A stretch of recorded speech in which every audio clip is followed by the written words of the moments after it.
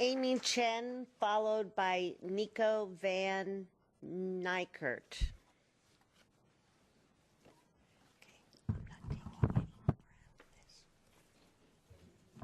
I'm yielding my time to Nico. Thank you. Thank you. Board members, ladies and gentlemen, yeah, I'm going to talk about the books too. But I changed it a little bit in my research, and it's Dr. Toni Morrison's novel, The Bluest Eye, that I want to focus on the author. She writes this book which deals with the life of Pecola, a black girl growing up in the 1940s. Pecola had an inferiority complex about her dark skin, which was reinforced by members of her neighborhood and school community, repeatedly taunting her that she is ugly.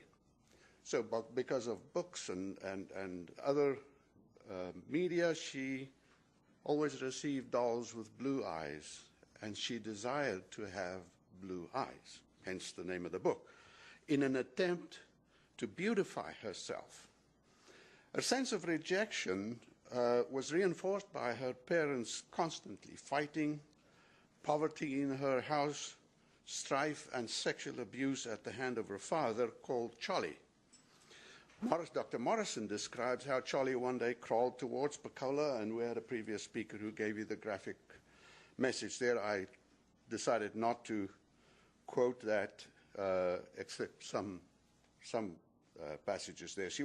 This girl, Pecola, was already in a state of shock, intuitively realizing evil was about to happen, and the poor child's terrified state, now this is what Dr. Morrison emphasizes, only excited her father. We are fathers here. I don't get it. That even aroused him more, and as Morrison put it, quote unquote, softening the lips of his anus. She continues that Pecola's father, quote unquote, wanted to F her tenderly. Tenderly? How can you rape a 9-year-old child tenderly? I'm not looking at the characters, I'm looking at the author. She's the creator of this. The depravity of this author comes into full view as she describes Pecola's father's arousal. And then the quote of his soul seemed to slip down his guts and fly out in a gigantic thrust he made into his daughter.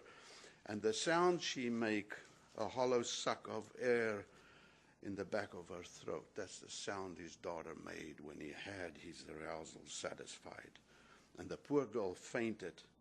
Dr. Morrison seems to enjoy her little character's utter horror, expanding on it as she writes that, ending this brutal assault, quote unquote, now listen to this, get the depravity of this author.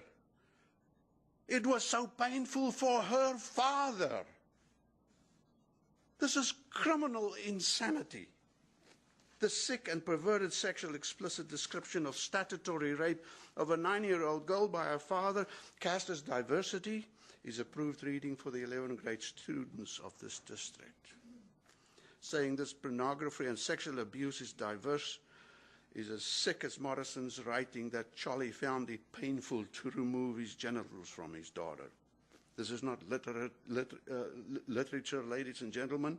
It's pornography and a depraved mind that normalizes the criminal urges of a sexual predator.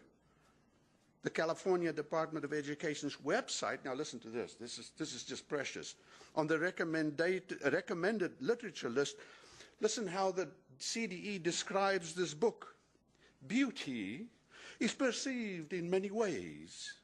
In this story, set in the early 1940s, a 9-year-old African-American girl in Ohio prays for her eyes to turn blue so that she will be beautiful. That's what the inquiring student reads to pick this book. Instead, explicit pornography, abuse, racism, stereotyping black people as ugly, incompetent, and prone to criminality are the essence of the contents of this book. And Dr. Morrison has the Pulitzer Prize Nobel Prize for Literature, many honorable doctorates. It just shows brilliance of the mind, and a whole study wall full of PhDs does not give you moral clarity. But I want to share something with the board as well. It dawned on me while I was researching this. California Penal Code 3112, paragraph D, in part reads, every person who knowingly sends or distributes to a person under 18 years of age any matter, listen to the word matter, knowing that the matter depicts a person under the age of 18 years engaging in sexual conduct is guilty of a felony.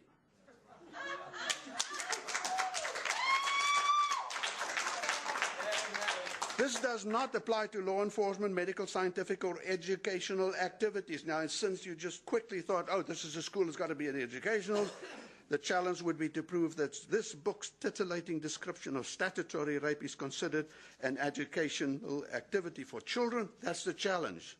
The other challenge would be to define what is this any matter that the statute talks about. Penal Code 311(3)B defines that and says that matter in the statute means any book, newspaper or printed material or written material is part of this. Thank you, sir.